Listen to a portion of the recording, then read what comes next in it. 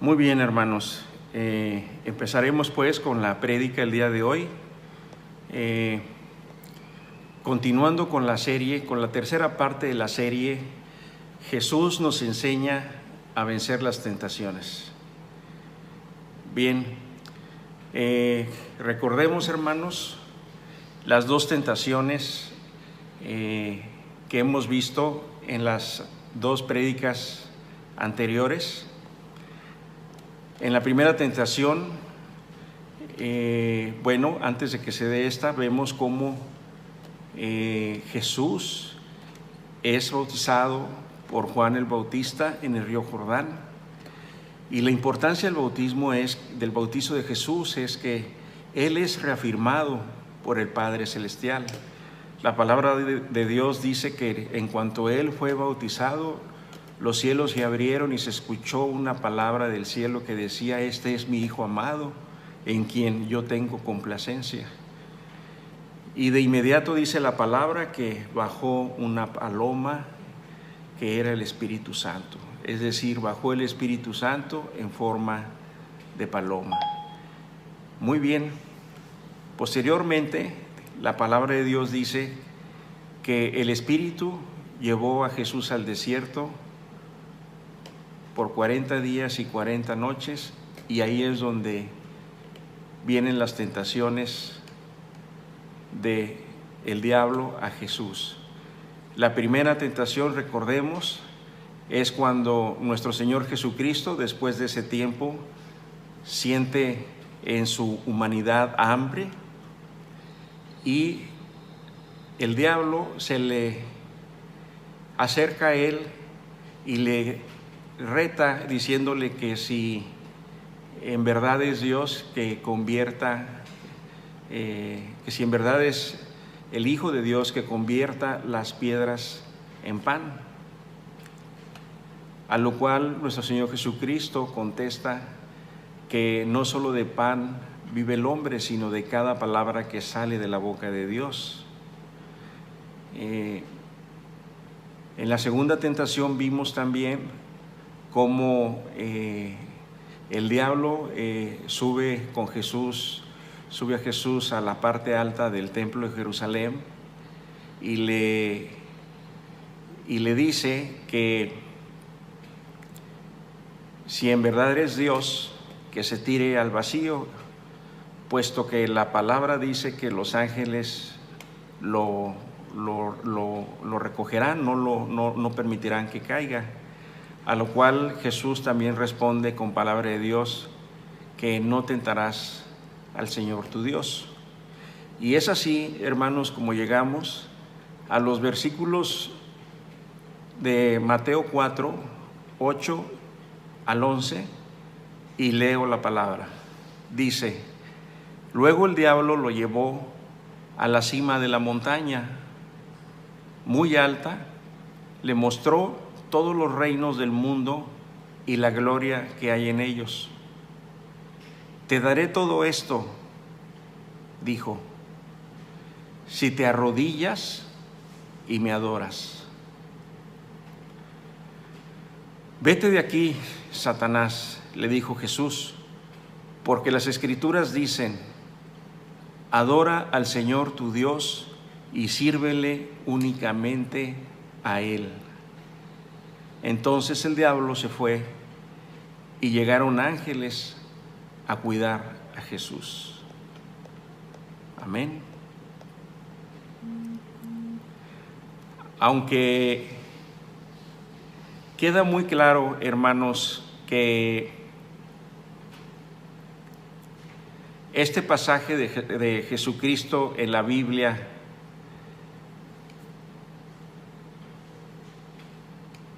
¿quién es el enemigo y cómo tienta? Lo podemos conocer, Dios lo denuncia muy claramente.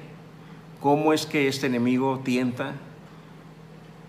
¿Cómo lo hace? A través del engaño y de las mentiras solamente.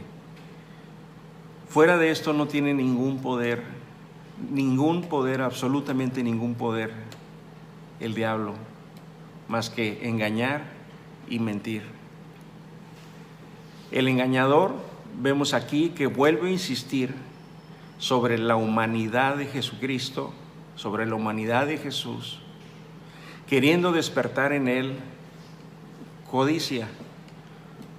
¿Por qué codicia? Porque le ofrece el atajo para poder conquistar los reinos del mundo. Le ofrece un atajo para esquivar la cruz.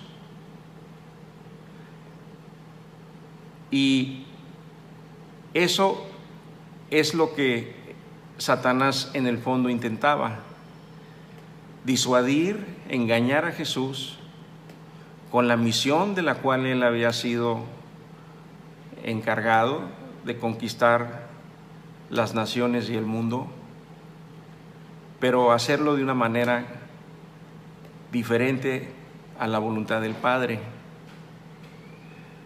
Lo que intentaba es que Jesús conquistara, como les digo, estos reinos sin tener que ir a la cruz del Calvario. El diablo intentaba persuadir a Jesús de esta manera para evitar la cruz, pidiéndole que lo adorara a él.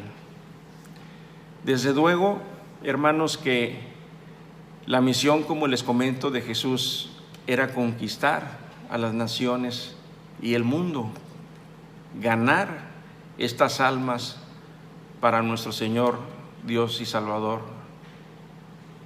Jesús había sido enviado por el Padre Celestial para recuperar a estos reinos del mundo de las manos de la oscuridad. Sin embargo, la forma de recuperarlos, desde luego que no sería adorando al diablo. Jesús recuperaría, hermanos, los reinos y las naciones de la tierra por medio de la cruz del Calvario. Hermanos, recordemos que originalmente Dios le dio a Adán el dominio sobre esta tierra. En el Génesis 1, versículo 27 al 28, la Biblia dice: así que Dios creó a los seres humanos a su propia imagen. A imagen de Dios los creó, hombre y mujer los creó. Luego Dios los bendijo con las siguientes palabras: sean fuertes y multiplíquense, llenen la tierra y gobiernen sobre ella, reinen sobre los peces del mar, las aves del cielo y todos los animales que corren por el suelo. Sin embargo, él, o sea, Adán, cedió, hermanos, este dominio al poder de la oscuridad. El Génesis 3 nos relata cómo Eva fue engañada y junto con Adán pecaron. Por tanto, la mayordomía que Dios había puesto sobre el hombre, sobre Adán, sobre la tierra, por causa del pecado, Adán la perdió. Por tanto, desde entonces, desde que Adán y Eva fueron expulsados del Edén, desde entonces la tierra y sus reinos están bajo el dominio del enemigo. Es por eso, hermanos, que todo lo que pertenece al mundo es pecaminoso. El hombre nace muerto espiritualmente por causa del pecado. Cuando nosotros nacemos, cuando cualquier ser humano llega al mundo, nace físicamente nace muerto al pecado, por causa del pecado. Sin embargo, la misión de Cristo es precisamente que por medio de Él nos viene a liberar de ese pecado, nos viene a liberar de esa maldad con la cual hemos nacido. Por medio de su muerte en la cruz, Él derramó su sangre, y por medio del derramamiento de su sangre es que hemos sido justificados para presentarnos aptos, dice la Biblia, santificados delante de Dios. Y por esto, o más bien esto es lo que quería impedir el enemigo. Ahora bien, ¿qué es lo que quería el diablo que hiciera Jesús? ¿Qué le pedía a cambio de este ofrecimiento que le hizo? Pues le pedía que lo adorara. Precisamente, hermanos, el pecado por el cual el Padre Celestial expulsó del cielo a este ángel de luz, llamado ángel de luz, es porque quiso ser como su creador. Este ángel, cuando estaba en los cielos, estaba a cargo precisamente de alabar al Padre Celestial. Algunos teólogos piensan que era un querubín.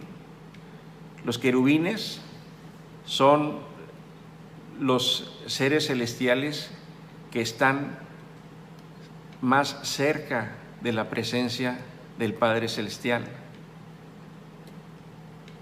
Por lo tanto, son los seres celestiales más poderosos, y se dice que este ángel era un querubín, por tanto era un ser celestial muy poderoso. El Señor le había dado grandes cualidades para que le adorara a Dios. Sin embargo, la soberbia y el egoísmo de este ángel lo hizo rebelarse en contra de nuestro Padre Celestial. Y eso es lo que busca este ángel, que después se convirtió en demonio, en Satanás. Este ángel caído, que ahora se conoce como diablo o se conoce como Satanás, fue por este pecado expulsado del cielo y lanzado a la tierra por su rebelión. Y esto es, hermanos, lo único que busca. Quiere que los hombres lo adoren para esclavizarlos al pecado y condenarlos así como él también ha sido condenado al abismo. La adoración de este demonio es a que lo adoren por medio del pecado. Sin embargo, vemos que Jesús le contestó: vete de aquí, Satanás. Las Escrituras dicen: ahora adora solo al Señor tu Dios y sírvele únicamente a Él. Jesús hace referencia a la palabra de Dios en Deuteronomio 6, versículo 13, que dice: teme al Señor tu Dios y sírvele a Él. Cuando hagas juramento, hazlo únicamente en su nombre. Nuestro Señor Jesucristo resiste, hermanos, por tercera vez la tentación. Después de escuchar esto, el engañador, dice la palabra, que se fue.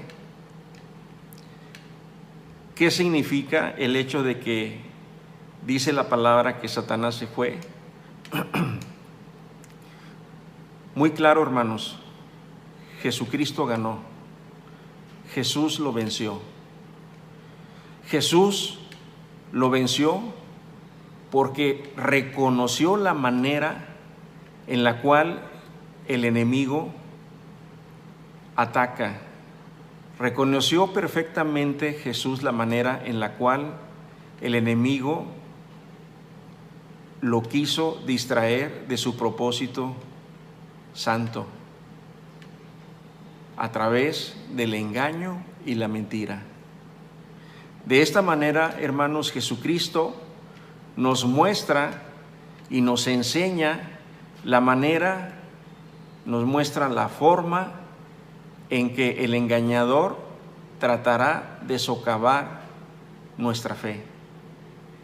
Este evento de Jesús en el desierto es muy importante para nosotros, los seguidores de Jesucristo, porque Jesús aquí denuncia, expone, desnuda al enemigo. Él usa el engaño y la mentira. Esa es el arma de este individuo. Jesús nos enseña cómo cuidarnos de él y vencerlo. Cristo nos enseñó cómo resistir la tentación. Vayamos a Santiago, capítulo 4, versículo 7. La palabra de Dios dice: así que humíllense delante de Dios, resistan al diablo, y dice la palabra, y él huirá de ustedes. Hermanos, no tengan miedo cuando estén siendo tentados. Recuerden que seremos tentados en nuestra vida en varias ocasiones y de muchas maneras. Seremos tentados, igual que Jesucristo fue tentado, tentados a obtener las cosas de este mundo, desobedeciendo la ley de Dios. La tentación nos acompañará, hermanos, durante nuestra vida aquí en la tierra.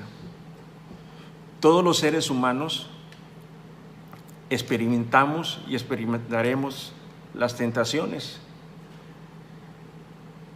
Estas las podemos ver en Primera de Corintios, cómo resume las tentaciones, por ejemplo, que tuvo el pueblo de Israel cuando salió de Egipto camino a Canaán. Tuvieron tentaciones de idolatría porque hicieron becerros, ídolos, becerros del dios Baal. La fornicación, algunos de ellos fornicaron, dice, algunos idolatraron, otros tentaron a Dios, lo tentaron reclamándole que por qué los había sacado de Egipto, y otros, dice la palabra, murmuraron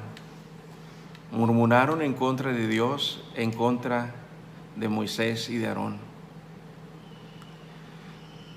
Tendremos tentaciones también de codiciar, por ejemplo, muchísimas cosas. Tendremos tentaciones de codiciar el auto nuevo que tiene nuestro vecino.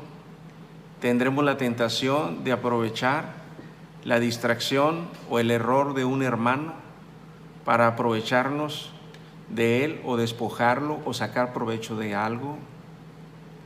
Tendremos probablemente la tentación de la mujer ajena. Tendremos tal vez la tentación de obtener dinero fácil, ilegal. O tendremos La tentación, hermanos, de obtener cosas de este mundo a cambio de servir a los poderes oscuros. ¿Saben algo? Hay algunas personas que caen una y otra vez en las tentaciones y en la misma tentación, y están conscientes de su destrucción, algunas. Pero la mayoría de las personas, hay más personas que caen en la tentación una y otra vez y no están conscientes de su destrucción espiritual, hermanos. ¿Y saben por qué? Muy sencillo. Porque han decidido confiar en sí mismos, porque han decidido, al igual que Satanás, adorarse a sí mismos. Jesús, en Mateo 16:24, denunció al principal ídolo que tiene el ser humano. Y no solamente el principal ídolo, sino al único ídolo que tiene el ser humano. Cuando dijo en Mateo 16:24, si alguien quiere venir en pos de mí, niéguese a sí mismo, tome su cruz y sígame. Nosotros, hermanos, somos nuestro principal ídolo. Nosotros, por nuestro egoísmo, por nuestra soberbia, somos los que levantamos ídolos. Ponle el nombre de ídolo que quieras a ti mismo. Un auto, una casa, un artista, unos zapatos, una ropa, una camisa, dinero. Ese es el ídolo, hermanos, que Jesús denuncia. Muchas personas caen en esta trampa de las tentaciones que siembra muerte en la vida de las personas a través, como dijimos, de la mentira y el engaño. Las personas se dejan seducir, hermanos, por los deseos, primero por las tentaciones del diablo, segundo por los deseos del mundo y tercero por los pensamientos desordenados de la mente.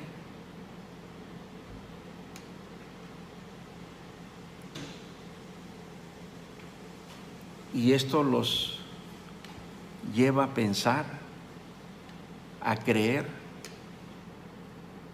que tienen control sobre esto. Este, hermanos, es el principal engaño del enemigo. Aquí es Satanás engañando, confundiendo y mintiendo, sembrando la mentira en la mente de las personas, haciéndole creer a las personas que en el momento en que ellas así lo decidan,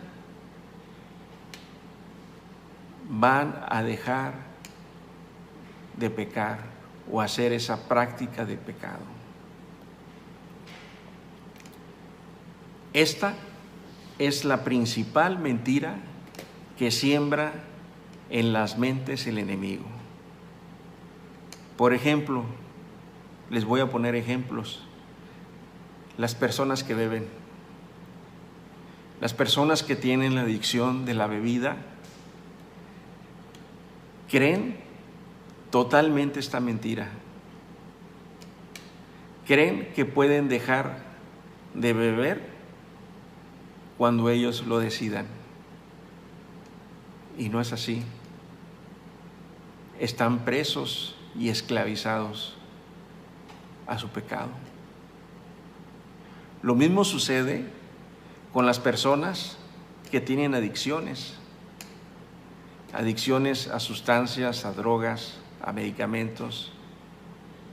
Lo mismo sucede con el ladrón que dice: voy a robar por última vez. Piensa, bueno, robo esta última vez y me retiro. Pero una vez que roba, inmediatamente piensa en volver a robar y lo hace. Y es tentado una vez y otra vez más a seguir haciéndolo. El diablo engaña de muchas maneras, hermano. El mundo y sus ideas están presentes en la iglesia de muchas formas. La iglesia es su objetivo principal. Los movimientos que han surgido por las injusticias del abuso, del abandono y la violencia hacia las mujeres. Dios nos enseña el feminismo cristiano. Mujeres buscando bendecir a mujeres. Ese es el feminismo cristiano, hermanos. Mujeres buscando bendecir a mujeres. Mujeres mayores enseñando a las menores a amar a sus maridos y a sus hijos. Palabra en Tito 2, versículo 4. Hermanos, cuando se cae en estos engaños, se cae en la práctica del pecado. Cuando caemos en este engaño de creer que en el momento en que nosotros lo decidamos podemos dejar de pecar, ese es el indicativo, hermanos, de que se ha caído en la práctica del pecado. La práctica del pecado es cometer el mismo pecado una y otra vez. No es más que la práctica del pecado, la manera, la forma que te esclaviza, te destruye y te lleva a la muerte eterna. Estos hermanos no se dan cuenta de que están muertos en sus pecados. Pero ¿saben algo, hermanos?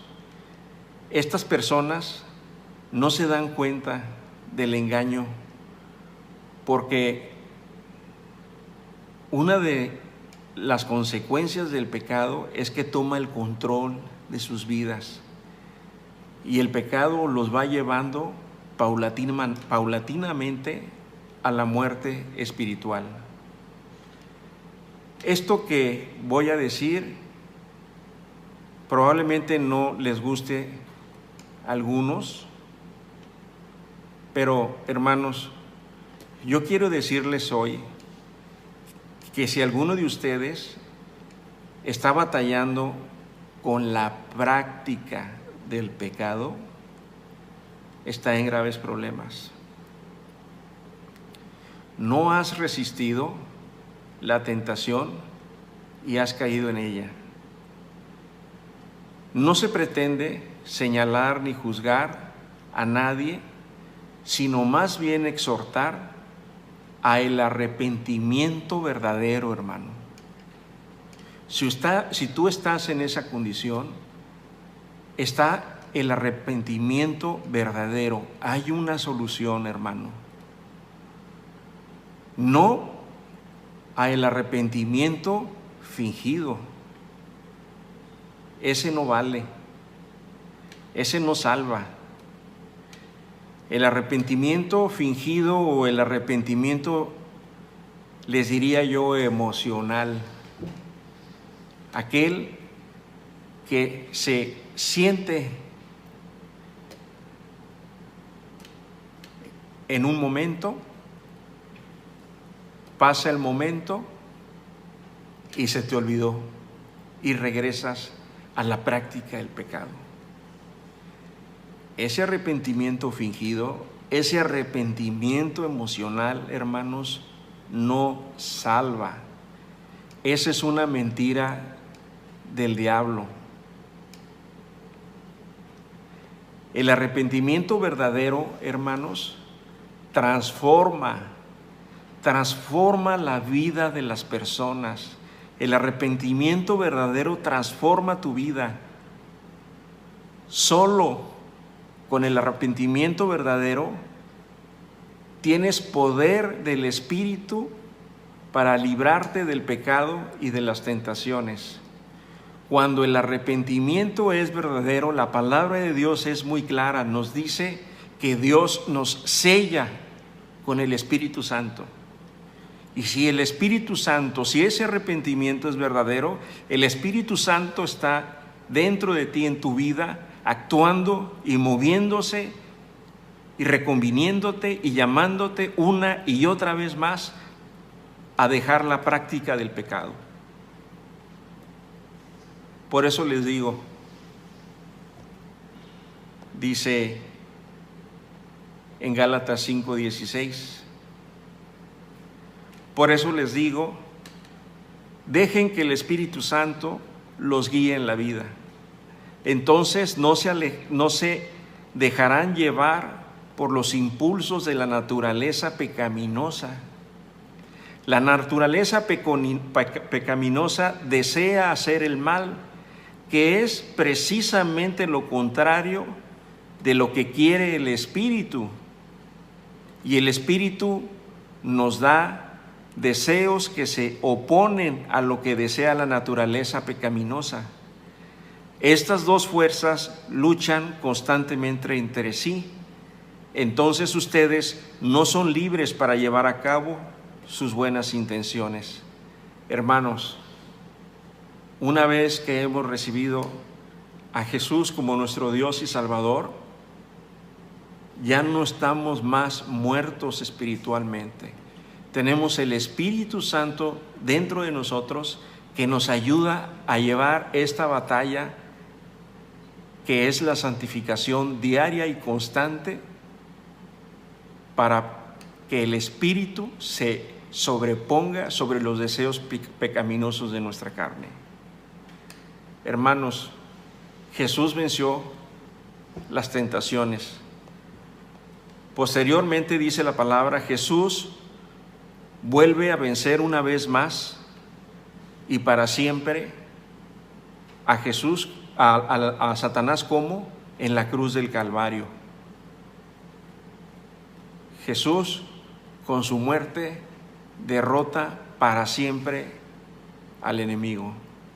En Colosenses 2:13 dice, de esta manera, o sea, Jesús en la cruz, desarmó a los gobernantes y a las autoridades espirituales, los avergonzó, dice la palabra, públicamente los avergonzó con su victoria sobre ellos.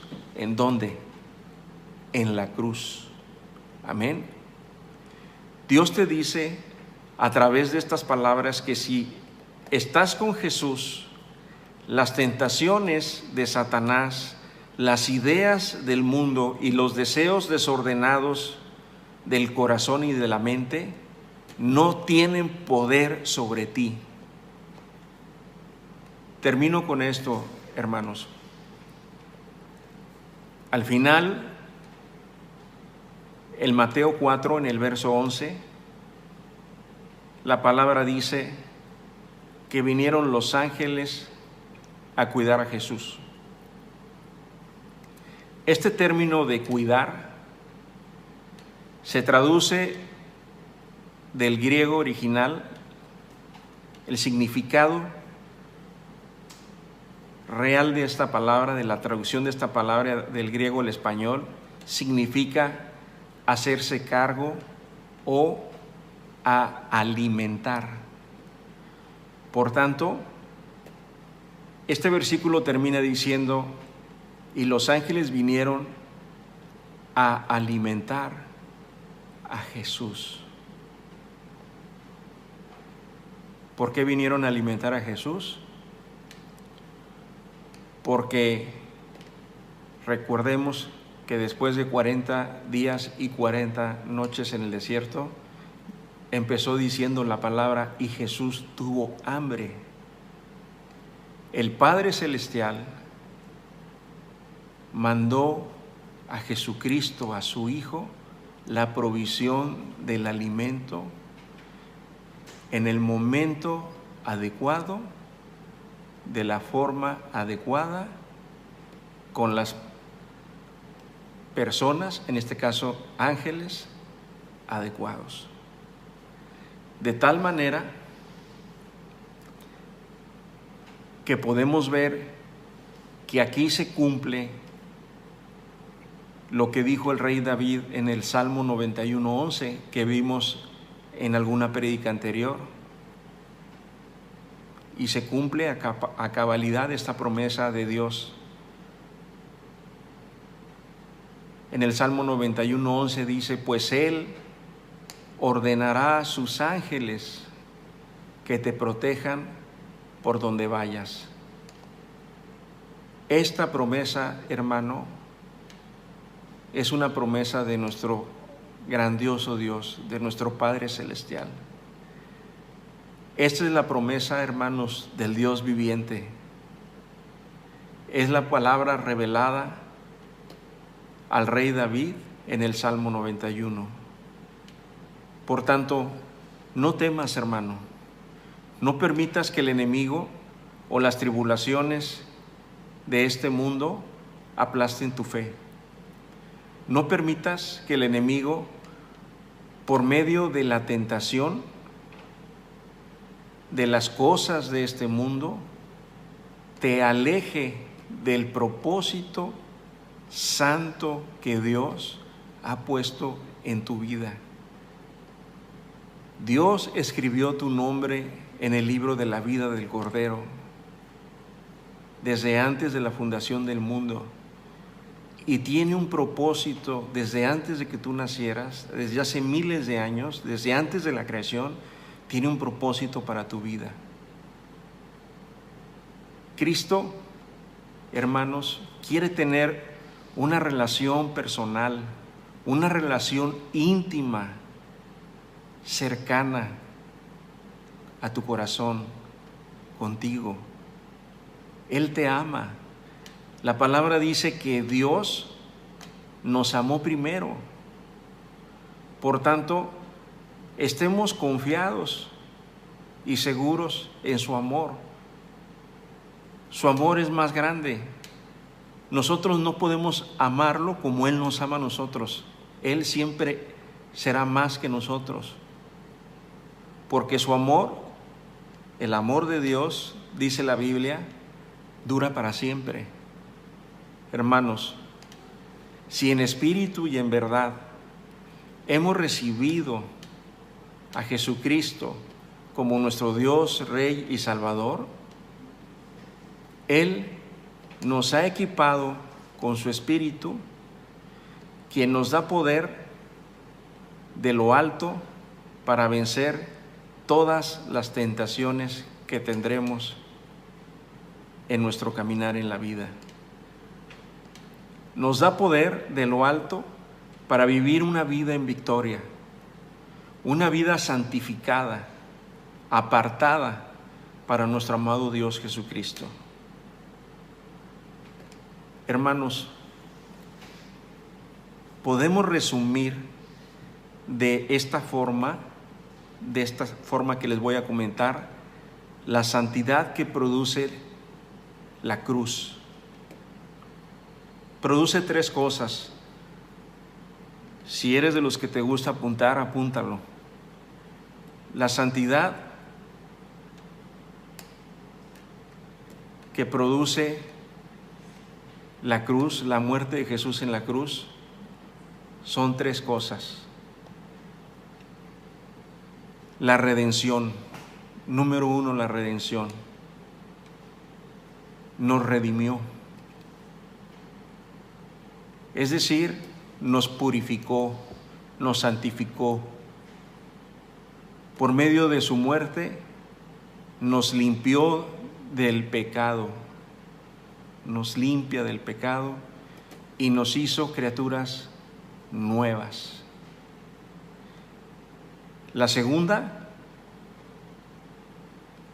nos santificó, que ese es el camino en el que ahorita estamos los seguidores, los discípulos de Cristo, aquellos quienes hemos recibido a Dios como nuestro Rey y Salvador. Nos santificó. Es la santificación nuestra nueva forma de vivir que produce en nosotros el querer vivir santo, apartado para Dios. Esto nos permite que estaremos, en tanto estemos vivos aquí en la tierra, en una lucha constante contra la pecaminosidad, el espíritu contra la pecaminosidad, como lo leí en Gálatas 5,